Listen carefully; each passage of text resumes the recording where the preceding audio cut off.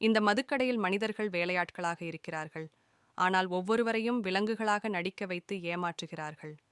தினமும் வேலையாட்கள் ஆடம்பரமான உடைகளை அணிந்து கொண்டு விலங்குகளைப் போல தங்களது கூண்டுகளிலிருந்து வேலைக்குச் செல்கிறார்கள்.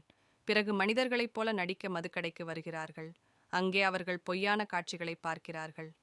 சிலர் இந்த ஓநாய் மிகவும் வித்தியாசமாக நடந்து கொள்வதால் பைத்தியக்காரத்தனமாக இருப்பதாக நினைக்கிறார்கள்.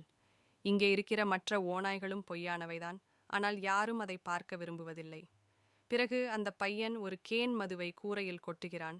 யாரும் பார்க்காத சமயத்தில் அவன் அந்த மதுவை நக்க ஆரம்பிக்கிறான். 0.29. ஆனால் ஒரு பயணி இதை வீடியோ எடுத்து சமூக ஊடகங்களில் பதிவேற்றுகிறார். இதன் விளைவாக அந்த வீடியோ வைரல் ஆகி அந்த நாய் ஒரு பிரபலமாகி விடுகிறது. அதன் பிறகு ஆயிரக்கணக்கான மக்கள் அந்த நாயை பார்க்க அந்த மதுக்கடைக்கு வருகிறார்கள்.